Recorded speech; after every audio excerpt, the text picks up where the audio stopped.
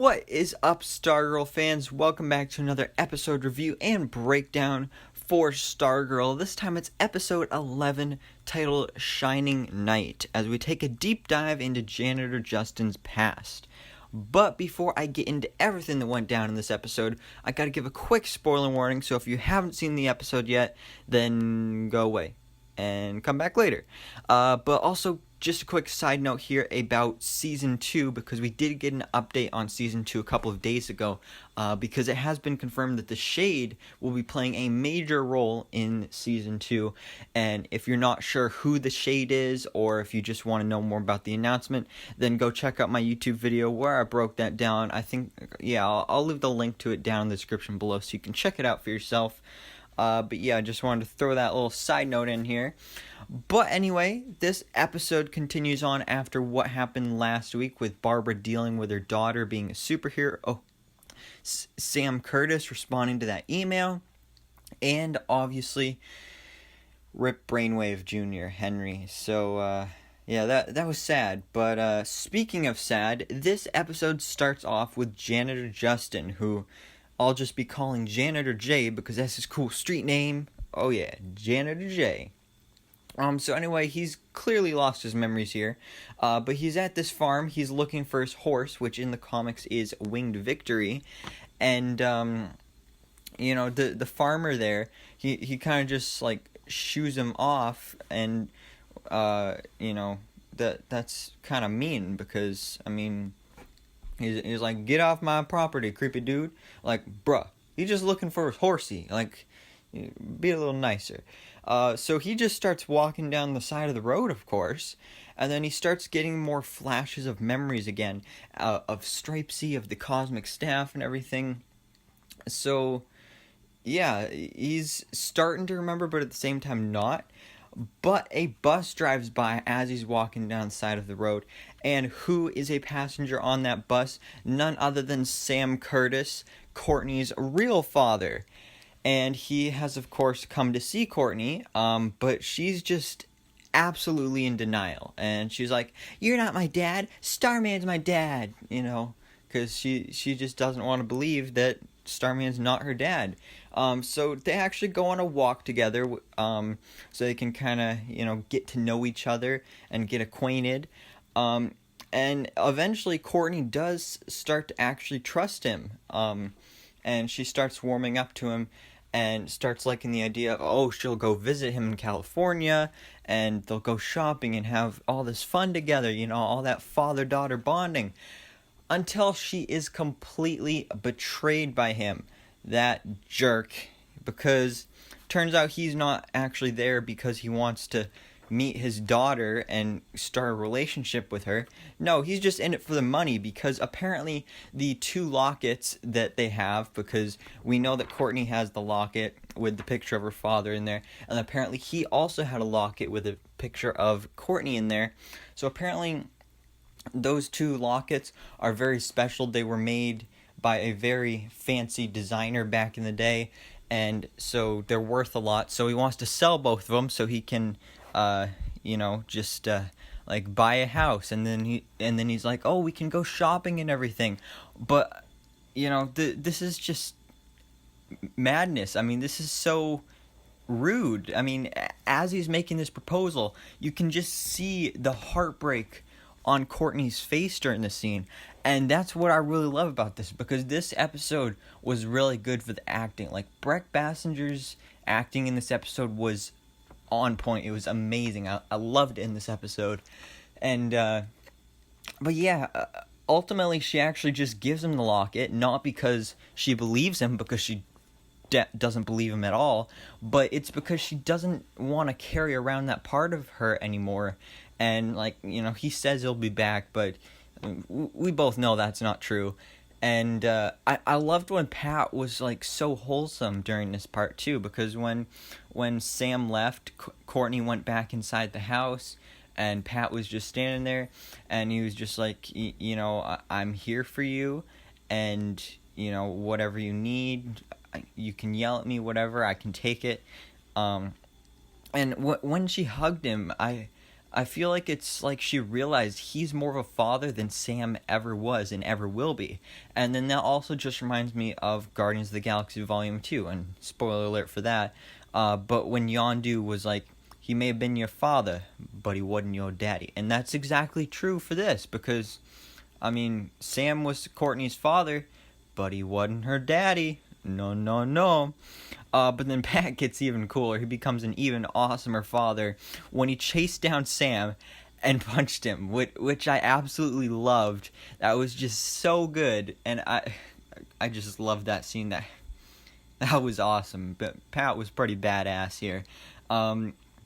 Now, of course, because this episode is titled Shining Knight, that part of the beginning wasn't the only part we got with Janitor J, because in this episode, he actually goes to Pat's garage looking for help, and Pat was already there with Rick and Beth, but Yolanda was absent from the scene because apparently she was at church praying for Henry, which, you know, that's nice to see that she really did still care for him, but, like, despite all the threats and, like, I'm gonna kill you and I should, like, slice your throat up with my badass wildcat claws and all that stuff, like, she really did still have feelings for him. And, you know, too bad that they couldn't work that out completely, but, you know, he's dead now, so can't really do that. But anyway, Janitor J, he's here, and he is hallucinating again, and when he sees Pat, Rick, and Beth, he actually hallucinates them as Dragon King and his dragon zombies. So he almost slays them with his sword Excalibur, but Pat actually helps him start to kind of remember, you know, his past, like with the 7 Soldiers of Victory. And then I love how Pat is like, you always told the greatest stories and everything. And, you know, it makes sense because, you know, Janitor J is from back in the day, and he used to fight literal dragons, and he was like with King Arthur and a knight in shining armor and all that stuff. So of course he has good stories. So Pat is able to get him to tell the story of basically how he became Shining Knight and how he was given Excalibur by King Arthur himself, even though he was just a page that took care of the horses. And King Arthur was like, you know, heroes come in all shapes and sizes, and they can be found anywhere. And, you know, that's a great origin story. He went from taking care of his horsey to becoming a freaking superhero. And also, in the comics, with his origin story, when he got the sword, also his horse magically grew wings, and so that's why his horse is called Winged Victory. I don't know if we'll actually see that horse here, but I hope we do, because, I mean, who doesn't want to see a flying horse with wings on this show? Because that'd just be awesome. So I hope we see that. But then Janitor J also explains that one day he was following a dragon, which is Dragon King, and he was defeated and his identity was stolen, and that's why he really can't remember anything. And maybe he's like one of those dragon zombies that Dragon King has as his henchmen minions, because they don't have any memories either. So maybe he is like one of them and he was just able to like escape or something. I don't know. I hope that that's explained and explored in the next few episodes. But really, Janitor J doesn't do much else in this episode, because he ends up staying at the Whitmore-Dugan household, and we don't really see him again at all in this episode until the very end. So I feel like we would have seen more of him in this episode because it is named after him. But I feel like what we got was good enough, and I'm definitely excited to be seeing more of him later in the season, or, you know, the next episode or the one after that, because there's only 2 episodes left after this, which is super exciting. But Courtney has pretty much given up on Stargirl, because she hasn't been able to work the staff since she found out about her real dad, and it's like she just doesn't really feel worthy, you know, kind of like with Thor and, you know, lifting Mjolnir and everything. And she already blames herself for Joey and Henry's deaths, but, you know, it doesn't help things when there's a memorial service for Henry at school, and of course Dr. King shows up to give a speech, and, you know, obviously the JSA isn't too happy about that because they know, and they're probably like the only ones that know, that he is the one that actually murdered his son. And I think it's also pretty funny how, like, they're having this memorial service at school, but, like, half the teachers that work at school are actually villains and in the Injustice Society, so they're all cool with this because, like, obviously you have Brainwave, who's just there for the speech, but then the principal, she's a bad guy. The gym teacher, she's a bad guy. And then, well, actually, yeah, I don't know if there's anyone else, but anyway, like, there's, like, three villains sitting up stage on there, which, you know... Yeah, so that's not good. But Brainwave, during this speech, he actually mind talks or telepathically talks to Courtney, telling her not only that he knows she's Stargirl, but also that Henry's death is her fault. So she's feeling even less confident about herself now. But later on in the episode, she tries to pick up the staff again, over and over again, because it hasn't been working, and Pat tells her that it's just not working because she doesn't really believe in herself, and she just has to believe in herself. So when she is surrounded by Pat and Barbara, her true family, it actually does work because we have this family bonding moment, and Courtney is now able to light up the giant glow stick, and, you know, yes, before she was Stargirl, because, like, she dressed up in the outfit and everything, and she fought crime and everything. But now I feel like she is officially Stargirl, because before, she was only doing this whole thing so she could avenge her father's death. But turns out her actual father is alive, and, you know, at the beginning of the episode, she was questioning, what was the point of doing all of this if it wasn't to avenge my father? But I feel like now she has... you know, grown up and moved away from being just Starman's daughter, and now she is officially Stargirl, which is really awesome. And like I said, we did get to see a little Janitor J here at the very end, where he kind of just walked down the stairs. He kind of just snuck down there, and then he was like, "Oh, Queen has risen," and, you know, something like that. And yeah, she has. So the Queen has risen, I guess. So that was cool. Now, finally, because this episode is the third to last episode, there's only 2 episodes left of the season. Of course, we got some more setup with the main villains of the season, the Injustice Society of America, as Dr. King reveals to Jordan that Courtney equals Stargirl, and Pat equals Stripesy. And, you know, that's not good, because that's one of the... you know, downsides to Dr. King getting his memories back is that now he remembers their secret identities. And when Jordan first finds out about this, I love how shocked he is, but at the same time, he's not eager to kill them either, and he's actually really hesitant about it at first because, as we all know, he kind of has a thing for Barbara, but later on in the episode, that hesitance disappears because he does kind of like hack into Barbara's computer at the American Dream with the help, of course, of the gambler's hacking skills.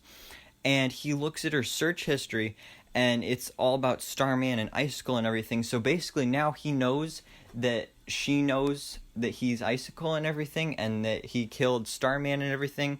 So he knows that she has to die because it'd be a huge risk leaving her and the rest of the JSA and Courtney and Pat out there, knowing that he is Icicled. Like, that is a huge risk that he'd be taking. So he can't let that happen.